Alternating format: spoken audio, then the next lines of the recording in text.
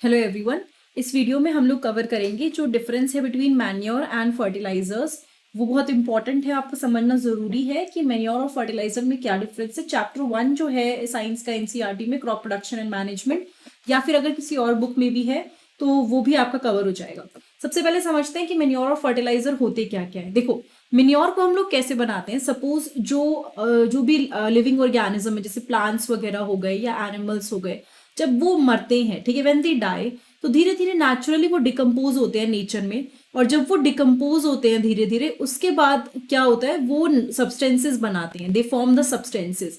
तो ये जो चीजें होती हैं, these are the natural organic substance. अगर मैं मेन्योर की बात करूं, अगर मैं फर्टिलाइजर की बात करूं, ये नेचुरली नहीं बनता। हम लोग अलग अलग सॉल्ट्स को मिला के, इनऑर्गेनिक सॉल्ट्स को मिला के, कोई कोई चीज डाल के हम लोग इसको प्रिपेयर करते हैं। एंड ये बिल्कुल भी नेचुरल नहीं होता, ये मैनमेड होता है, नेचर ने नहीं बनाया होता ये।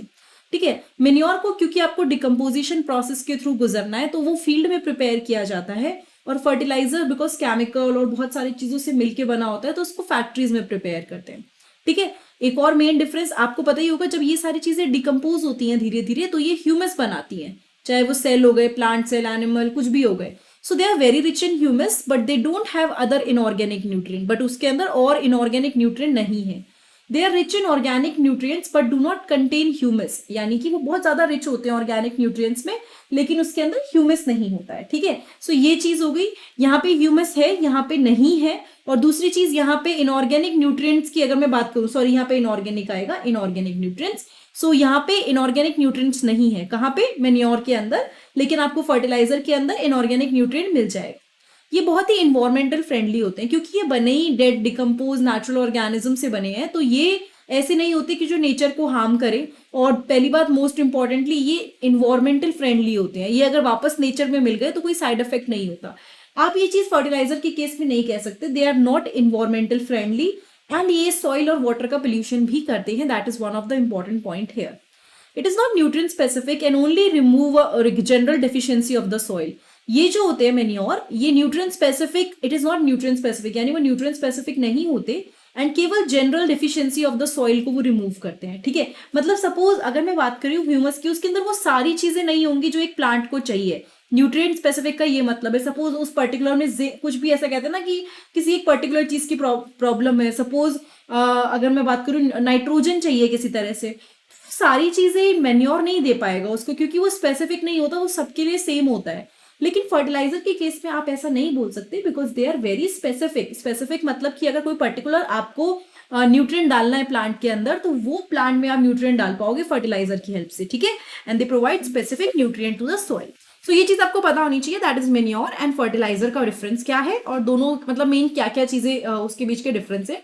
But before we end this video, मैं आपको एक बात बता देती हूँ। अगर कोई भी अपनी फील्ड में बहुत लंबे टाइम के लिए फर्टिलाइजर को यूज करता है, इफ एनी ऑर्गेनिज्म मतलब any person is using fertiliser बहुत लंबे टाइम के लिए, तो उसकी क्वालिटी खराब हो जाती है। क्वालिटी क्यों, बहुत एक्सेस में वो पर्टिकुलर, जब कोई भी न्यूट्रिएंट उसमें जाता रहता है, तो वो स्पॉइल कर देता है पूरी सॉइल को, और फिर वो उतनी उपजाऊ भी नहीं रहती।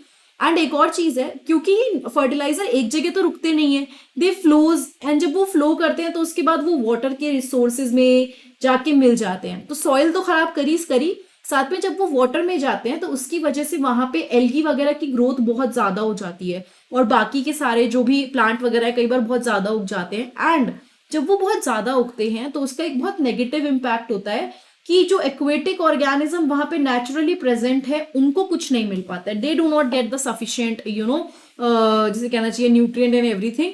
So flow, water, algae, aquatic, ये आपको समझ में आना चाहिए। अच्छा, इस प्रोसेस का एक नाम भी होता है जिसे हम यूट्रोफिकेशन बोलते हैं। So that was it for this video. अगर ये वीडियो में आप आए थे मेन्योर और फर्टिलाइजर का डिफरेंस समझने के लिए, तो आई होप आपको समझ में आया हो।